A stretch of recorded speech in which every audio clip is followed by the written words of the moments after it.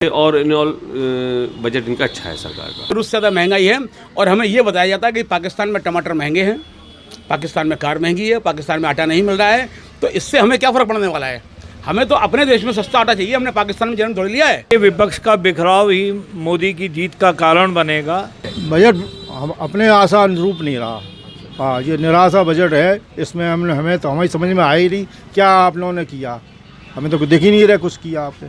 हमें तो जब मालूम पड़ा कि जब आटा हमारा 40 से हमारा 20 रुपए किलो हो जाए। तक तो ये लगा कि जितना भी काम किया मोदी जी ने तो देश हित में किया, और जो बजट निकाला वो भी देश हित में है, और उम्मीद भी है कि आगे भी देश हित में करें। 20 साल से देख रहे हैं, और भी पहले बजट आते थे वो कुछ समझ में आते थे, ये तो कुछ समझ में आते ही नहीं है।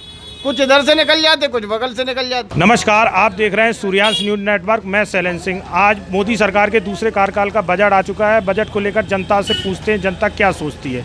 विपक्ष का आरोप है इसमें किसानों के लिए और बेरोजगारों के लिए कुछ नहीं है, क्योंकि अगले साल होने वाले चुनाव को देखते हुए सरकार के बजट को महत्वपूर्ण माना जा रहा है। हाँ अंकल, क्या लग रहा है? हमारे देश में ये बजट बहुत अच्छा आया है, और जहाँ बेरोजगारी समस्या बेरोजगारी बहुत कुछ सरकार ने किया है, वो आगे करने की उसकी इच्छा बजट से मालूम पड़ती है।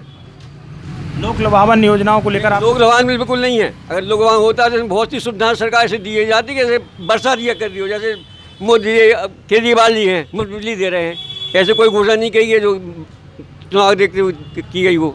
ऐसा कुछ नहीं हो। बजट बहुत बढ़िया और बजट हम पूरी तरह से संतुष्ट हैं। आप बजट से हम खुश हैं। किसान और रोजगार बेरोजगारों को लेकर विपक्ष हमलावर तक क्या लग रहा है?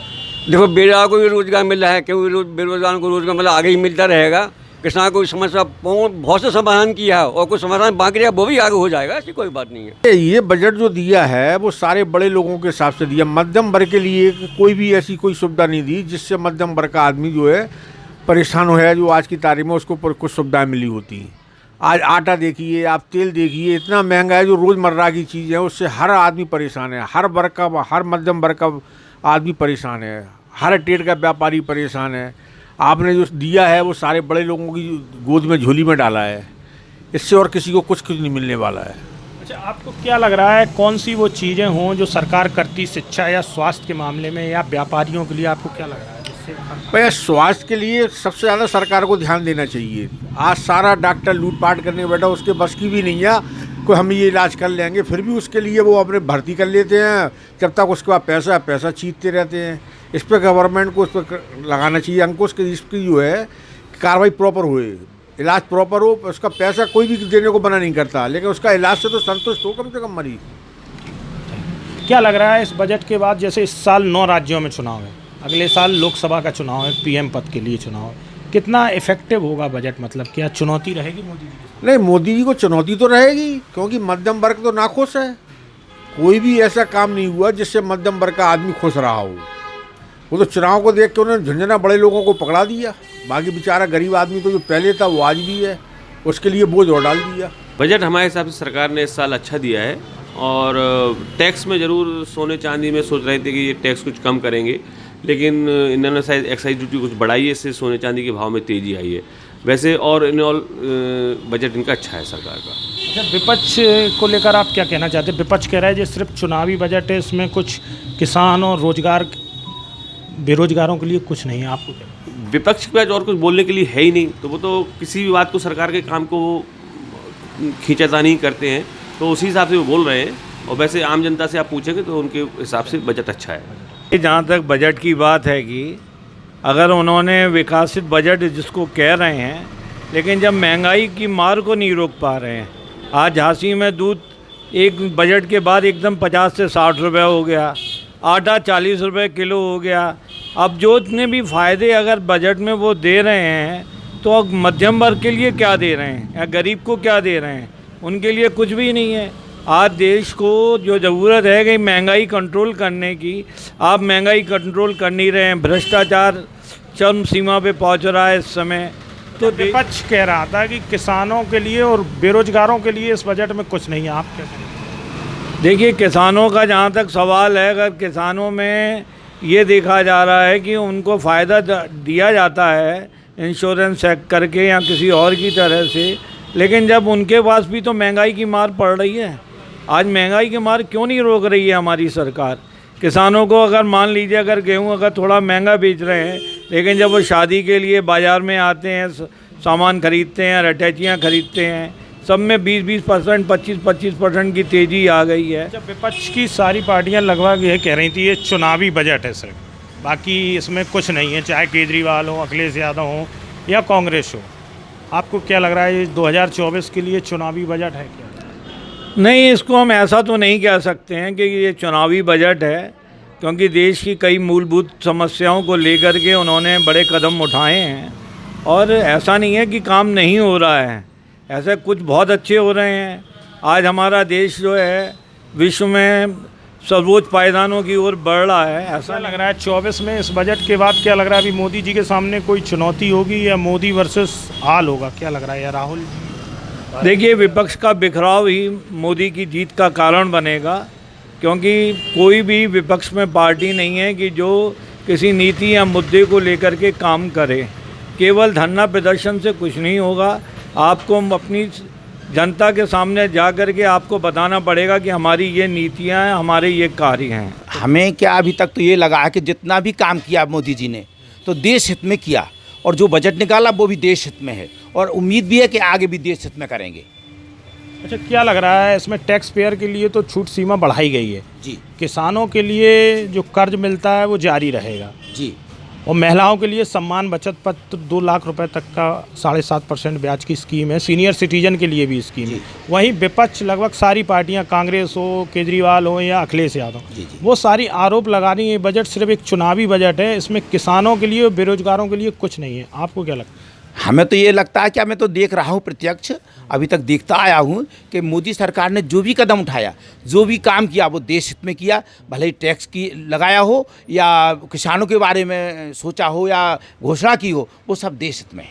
और महंगाई और बेरोजगारी को लेकर आप क्या सोचते हैं? महंगाई और बेरोजगारी को सोचते हुए फिलहाल वो सोच रहे हैं कि महंगाई पे नियंत्रण किया जाए, अगर ना कर पाए तो वो भी कोई विशेष नहीं है। लोग 600 रुपये किलो का मीट तो खा सकते हैं, और इस महंगाई को महंगाई बताएंगे तो कहीं 600 किलो मीट से महंगा नहीं है ये महंगाई, इसलिए महंगाई भी विशेष नहीं है। संतुष्टजनक है? हाँ, हम पूर्ण संतुष्ट हैं इस बजट को देखते हुए, और हमारे देशवासी भी, पड़ोसी भी सब संतुष्ट। बिल्कुल संतुष्ट हैं बजट के लिए, बिल्कुल परफेक्ट है। बिल्कुल भाई साहब, जो बजट आया है इसको जनता को किसी को समझ में नहीं आया। आप बता दीजिए, आपकी कुछ समझ में आया तो आप मुझे समझा के बताइए। जब आप मुझे नहीं समझा सकते हैं तो इतनी बड़ी सरकार इतने करोड़ों आदमियों को कैसे समझाएगी? भाई, सरकार कह रही है कि हमने टैक्स पेयर को राहत दे दी है, और वो कह रही है हमने जो मत्स्य पालन करते थे, बागवानी के लिए राहत दी है, और किसानों को जो कर्ज मिल रहा था उसको जारी रखा है, और स्टार्टअप जो चल रहे थे कोरोना में डाउन हो गए थे उनको भी जारी रखेंगे जैसे उन्हें कर्ज मिल रहा था।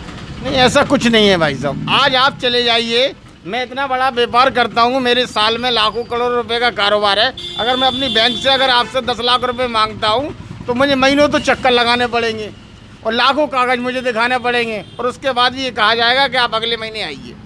जब मेरे इतनी बड़ी फर्म होने के बाद में, बिजनेसमैन होने के बाद भी मेरे साथ इस तरह का व्यवहार होता है तो आम आदमी का तो उससे बुरा हाल होगा। क्या लग रहा है, जैसे विपक्ष सारी पार्टियां लगभग कह रही हैं कि ये सिर्फ चुनावी बजट है और इसमें किसान और बेरोजगारों के लिए कुछ नहीं है? कुछ नहीं है, इसमें कुछ नहीं है भाई साहब। कोई समझ में नहीं आई, ना किसी किसान को समझ में आएगी, ना किसी आम आदमी को समझ में आएगी। ये कोई एक आदमी समझा दे कि भाई आपके पक्ष में बजट आया है, या किसी व्यापारी के पक्ष में आया है, कि नॉर्मल आदमी के पक्ष में आया है, या किसान के पक्ष में कोई समझाने वाला होता हो। आपने तो टीवी पे बोल दिया, बस जनता के समझ में आए ना, ऊपर से निकल गया। और आज से हम 20 साल से देख रहे हैं, और भी पहले बजट आते थे वो कुछ समझ में आते थे, ये तो कुछ समझ में आते ही नहीं है। कुछ इधर से निकल जाते, कुछ बगल से निकल जाते। तो आम जनता है, जो सरकार चाहेगी वही होगा। अब तो सरकार टैक्सों में छूट दे रही, तो हम लोग थोड़ी ना टैक्स में भरते हैं। अब हम लोग तो छोटे आदमी, हम क्या टैक्स भरेंगे? सैलरी 10,000 रुपये, हम क्या टैक्स में, हमें क्या छूट मिलेगी? टैक्स तो फ़ायदा तो उनको होता है, व्यापारियों को, भाई जो सरकारी नौकरी करके उनको होता है, हम लोगों को क्या फ़ायदा होगा? आप लोगों के लिए आपको लग रहा है इसमें कुछ है? कुछ नहीं है। हम लोगों के PF कटने चाहिए। 10-15 सालों से हम लोग नौकरी कर रहे हैं, हम लोगों को PF कटना चाहिए। हम लोगों को जब तो फ़ायदा हुआ कुछ। भाई, जैसे बहुत लोगों ने कहा है विदेशों में है, शिक्षा फ्री है, स्वास्थ्य फ्री है, या तो इस तरह की स्कीमें यहाँ लाएं। आप फ्री, यहाँ तो कुछ फ्री हो नहीं सकता, केवल अन्न मिल रहा है फ्री खाने के लिए। ये जब अकेले होके इतनी मनमानी कर रहे हैं, गुंडागर्दी कर रहे हैं, मतलब अपनी मनमानी की तरह से जो जैसे रेट बढ़ा रहा है, जैसा टैक्स लगा रहा है, अगर कल 10 लोग इकट्ठे हो जाएंगे तो और ज़्यादा लगाएंगे। ये फिर भी 10 लोगों से कम लगा रहे हैं। सरकार यही आएगी और यही सरकार बनेगी, कुछ तरह समय लगेगा, जनता बर्दाश्त करना पड़ेगा। क्या लग रहा है सर आपको बजट को लेकर, आप क्या कहना चाहते हैं? विपक्ष का तो आरोप है बजट लोक लुभावन सिर्फ दिख रहा है, चुनावी बजट है, चुनाव को देखकर, प्लस किसानों बेरोजगारों के मुद्दे में बजट पूरी तरह से फेल है। आपको क्या लगता है? मैं अतुल अग्रवाल किलपन, महामंत्री सराफा व्यापार कमेटी झांसी, प्रदेश संगठन मंत्री उत्तर प्रदेश सराफा एसोसिएशन। देखिए क्या होता है कि विपक्ष और राजनीति पे तो मैं नहीं जाना चाहता हूँ, लेकिन ये बिल्कुल यथार्थ बात है कि सरकार जो है बेसिक लाइन पे काम कर रही है। पहले सही बात थी कि 1 रुपये जो है अगर सरकार देती थी तो 5 पैसे जो है नीचे वालों के पास पहुँचते थे, लेकिन सारी अब चीज़ें ऑनलाइन होगी, डिजिटल हो गया, बहुत सारी सुविधाएं हैं। और निश्चित है इस बजट जो दिया गया है वो बहुत मिडिल क्लास वालों के लिए बहुत अच्छा बजट है, क्योंकि 7 लाख रुपए जो उन्होंने कर दिया है, इससे क्या होगा कि आदमी अब अपनी आमदनी दिखाएगा और जो पैसा खर्च करेगा, पैसा मार्केट में आएगा अब। क्योंकि अभी तक क्या होता था कि 5 लाख था तो आदमी अपनी चोरी छुपे जो है परचेजिंग करता था, तो वो पैसा उनका मार्केट में नंबर 1 में नहीं आता था। ऑनलाइन सारी चीज़ें हो चुकी हैं, आगे जो है व्यक्तियों को, भारत की जनता को अपने आप चेंज करना पड़ेगा। अच्छा, क्या लग रहा है जैसे और पार्टियां हैं वो आरोप लगा रही हैं कि महंगाई को लेकर, महंगाई को कंट्रोल करने के लिए इसमें कुछ ऐसा नज़र नहीं आ रहा है, प्लस रोजगार को लेकर आप इस पर क्या कहना है? देखिए रोजगार के रूप में तो मैं ये कहूँगा कि निरंतर इंफ्रास्ट्रक्चर बढ़ रहा है। जो भी हमारे उत्तर प्रदेश के अंदर तो मैं कहूँगा कि रोजगार की दिशा में इंडस्ट्रीज वगैरह लग रही हैं, डिफेंस कॉरिडोर बन रहा है, रोजगार बढ़ रहा है। महंगाई हमेशा मुद्दा रहा है, आपने देखा अभी सिलेंडर की कीमत हो, चाहे पेट्रोल डीजल की हो। जैसे राजस्थान में कांग्रेस की गवर्नमेंट ने 500 रुपये सिलेंडर किया था। इस साल राजस्थान, MP, कर्नाटक जैसे 9 राज्यों में चुनाव होंगे। क्या लग रहा है इस बजट से कुछ असर पड़ेगा? नहीं, बजट तो निश्चित है, बजट से असर बहुत पड़ेगा और ये जनता के हित में बजट है। केवल एक मैं तो ये कहूँगा कि सारी सब्सिडीज़ सरकार की तरफ से और जो सुविधाएं हैं फ्री वाली वो ख़त्म कर देना चाहिए। इससे निश्चित आदमी जो निरंकुश हो जाता है, उसको लगता है कि हमें सब कुछ फ्री मिल रहा, काम करने की क्या ज़रूरत है। आदमी जब काम करे, उसको काम सरकार का चाहिए कि ज़्यादा से ज़्यादा लोगों को टेक्निकल हैंड बनाएं। वैसे पहले हल्ला होता था कि बजट पेश हो रहा तो उत्साह रहता था, कुछ हम लोगों गरीबों के लिए कुछ थोड़ा कुछ सस्ता होगा, लेकिन ये इसमें तो कुछ नहीं दिखाई दिया। घुमा फिरा के उन्होंने पटक दिया, यहाँ से लिया यहाँ दे दिया। तो ये क्या कोई बजट है क्या? 48,000 रुपये 2022 में सोना था, जो आज 58,000 रुपये हो गया। ये क्या घटा है क्या? कुछ बड़ा है ना। आप इधर से ले रहे हो, इधर दे रहे हो, घुमा फिरा के मार रहे हो। चाहे छुरी खरबूजे पे गिरे और चाहे खरबूजा छुरी पे गिरे, कटना तो खरबूजे को ही है। जनता को मरना है। महंगाई तो घट नहीं रही है, 40 रुपये किलो आटा बिक रहा है। क्या करेगा मजदूर बताइए? कहाँ से तो आप लोगों ने सस्ता कर दिया। बाजार में राशन में कुछ आप दे रहे हो, लेकिन बाजार की मट्टी कर। उन्होंने 1 साल के लिए राशन बढ़ाया है, राशन को लेकर वो कह रहे हैं राशन बढ़ा दिया हमने, किसानों को जो कर्ज मिलते थे वो जारी रहेंगे। कहाँ किया बताओ?